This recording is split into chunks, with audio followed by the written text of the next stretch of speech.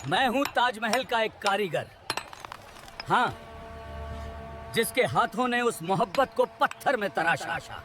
आज मैं तुम्हें सिर्फ एक इमारत की नहीं, बल्कि इन सफेद दीवारों में कैद दर्द, जुनून और राजों की कहानी सुनाने आया हूं। अगर सच सुनने की हिम्मत है तो इसे अंत तक जरूर सुनना। भारत के आगरा शहर में यमुना नदी के किनारे खड़ी एक ऐसी इमारत जिसे वक्त ने भी झुककर सलाम किया है। दुनिया इसे ताजमहल कहती है, लेकिन हमारे लिए यह सिर्फ एक मकबरा नहीं, बल्कि पत्थर में कैद एक चीख है, एक ऐसा आंसू जो 400 साल पहले गिरा था और आज भी सूखा नहीं है। यह कहानी शुरू होती है एक बादशाह से नहीं, बल्कि एक 15 साल के लड़के से, जिसका नाम था शाहजहां। उस दिन उसने पहली बार एक लड़की को देखा, मुमताज महल, और उसी पल उसने अपना दिल हार दिया।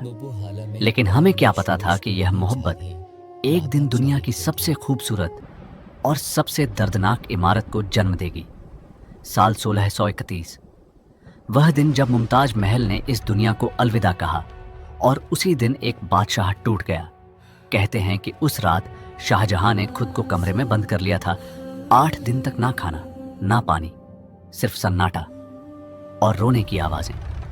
जब दरवाजा खुला तो एक बादशाह नहीं, बल्कि एक टूटा हुआ इंसान बाहर आया, और उसी दिन एक फैसला लिया गया। एक ऐसा मकबरा बनेगा जो वक्त को भी चुनौती देगा। साल 1632 हमें बुलाया गया, दुनिया के हर कोने से, फारस, तुर्की, समरकंद और हिंदुस्तान के हर हिस्से से 20,000 से ज्यादा मजदूर, सैकड़ों कारीगर, और हम सबके ऊपर एक ही जिम्मेदारी, एक ऐसा ख्वाब बनाना जो जन्नत जैसा हो। लेकिन सबसे बड़ी चुनौती क्या थी? जमीन। यमुना नदी के किनारे की नरम दलदली जमीन, जहां इतनी भारी इमारत खड़ी करना नामुमकिन था। लेकिन मुगल इंजीनियरों ने हार नहीं मानी। उन्होंने जमीन में गहरे गहरे कुएं खोदे, सैकड़ों कुएं, और उन्हें पत्थरों और लकड़ी से भर दिया ताकि नींव मजबूत बन सके। आज भी मॉडर्न इंजीनियर इस तकनीक को देखकर हैरान रह जाते हैं। फिर शुरू हुआ असली काम, पत्थरों का सफर। राजस्थान के मकराना से सफेद संगमरमर लाया गया, जो इतना शुद्ध था कि चांदनी में चमक उठे।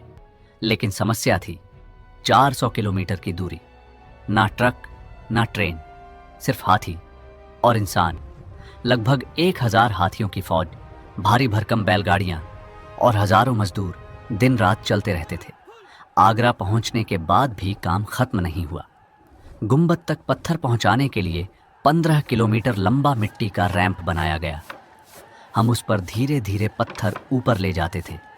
कई बार लोग फिसल जाते, कई बार जान भी चली जाती, लेकिन काम नहीं रुका, क्योंकि यह सिर्फ इमारत नहीं थी, यह बादशाह का वादा था। लेकिन क्या तुम्हें पता है, ताजमहल सिर्फ सुंदर नहीं है, यह एक इल्यूजन है। जब तुम मुख्य द्वार से अंदर जाते हो तो यह छोटा दिखाई देता है, और जैसे जैसे तुम आगे बढ़ते हो यह बड़ा होता जाता है। यह हमारी आंखों को धोखा देने की कला थी। चारों मीनारें सीधी नहीं हैं, हल्की सी बाहर की तरफ झुकी हुई हैं, ताकि अगर भूकंप आए तो वे बाहर गिरें, मकबरे पर नहीं। यह सुंदरता के साथ साथ सुरक्षा का भी कमाल था। दीवारों पर जो फूल दिखते हैं वे पेंट नहीं हैं, वे पत्थर हैं। 28 तरह के कीमती पत्थर अफगानिस्तान, तिब्बत, चीन, श्रीलंका, दुनिया भर से लाए गए। हम उन्हें संगमरमर में इतनी बारीकी से जड़ते थे कि लगता था जैसे फूल अभी खिल उठेंगे। लेकिन इस खूबसूरती के पीछे एक कड़वा सच भी था। दिन रात काम, थकान, चोटें और कई बार मौत। लेकिन इतिहास में हमारे नाम नहीं, सिर्फ बादशाह का नाम लिखा गया। फिर भी हमें गर्व था, क्योंकि हम कुछ ऐसा बना रहे थे जो अमर हो जाएगा। अब बात उस अफवाह की जिसे हर कोई सच मानता है।